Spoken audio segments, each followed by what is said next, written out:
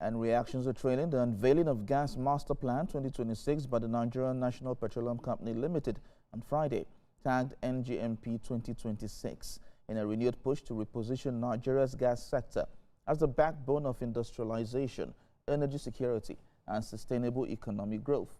The unveiling, which took place at the NNPC Towers in Abuja, marked what industry key players described as a strategic turning point in Nigeria's energy transition journey. The Chief Corporate Communications Officer of NNPC Limited, Andy Ode, in a statement says the NGMP 2026 represents a shift from broad policy aspirations to disciplined execution across the gas value chain.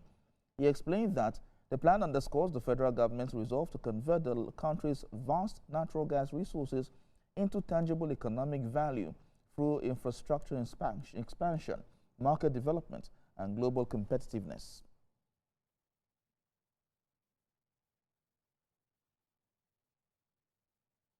Now, for more on this development, let's speak to a global oil and gas expert, Eva Omelzo. Thank you so much for talking to us at this point. Now, from your perspective as a global oil and gas expert, how significant is the unveiling of the Gas Master Plan 2026 for Nigeria's energy sector? Thank you for the opportunity to respond to this new development in the natural gas industry, oil and gas industry in Nigeria. First of all, the Nigeria Master Gas Plan was initially floated in 2008, and it signals the ambition of the country to utilize more of the gas that's produced in the country. I think is a welcome development, although the initial efforts seem to have become like a paper tiger, because between that time and now, there wasn't a lot that was done. But we see that the new government is now has established itself as one that's committed and as one that likes to do big things, like to solve difficult problems, as we have seen with the FX floating of the Naira, as we have seen with the fuel subsidy removal. So the hope is that the effort towards the Master Gas Plan that's being floated, that's been announced for 2026 and ongoing, would be one that would lead to execution. And I would also add that, like, during the announcement, we heard from the NNPC spokesperson, who mentioned the effort of Nigeria towards the target has been set to produce about 10 BCF of gas by 2027 next year, and another target to reach 12 BCF of gas production by 2030, and that's a lot, and brings up the question of where we. But now the question comes is like, where would the gas come from? Like, what will the additional 2 BCF between now and next year come from? Because if you look at the current production in Nigeria, we have about between 7.5 to 8 BCF of gas that's produced currently, of which the 6 LNG trains are currently taking about 3.5 BCF of that, and then you have about now you have the LNG train 7 that's supposed to come on stream sometime in the next couple of years, that's required to feed gas of around 1 BCF. So, and then other than that, then you have you have the other projects that are currently going on in the sector. You have the AKK gas pipeline that's supposed to evacuate about 2 BCF from south to the north. So the question is, where does additional volumes will come from? Okay, so while we're concerned about some things and we're looking at other things that what has been done, you have expressed concern about implementation. Why do you think that? Why is that a concern for you?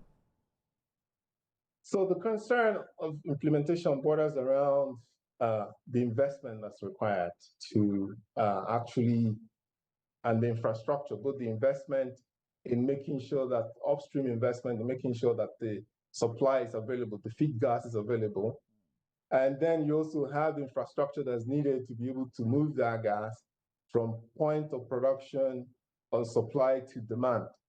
So whether that be the AKK that's supposed to take 2 BCF to the north, that Ajaokuta to Abuja to Kaduna and Kano access, and also we have the OB3 project as well that's supposed to facilitate the movement of gas from east to west, right? Mm-hmm. So it's supposed to connect the existing Escravos to Lagos pipeline system with the supplies that are going to be coming from new fields and new facilities like the Ano gas plant in Imo State to this network. So because for the investment and what the conditions, the right conditions that need to be created so that the investment needed to unlock these supply volumes to be available. All right, Mr. Amoezo,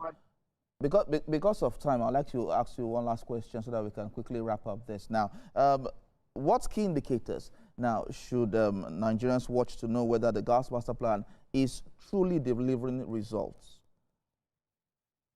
So one of which is, I mentioned about the investment. So the recent PIA, introduced some new fiscal regimes which are supposed to incentivize investments, right? Yeah. And for which reason, the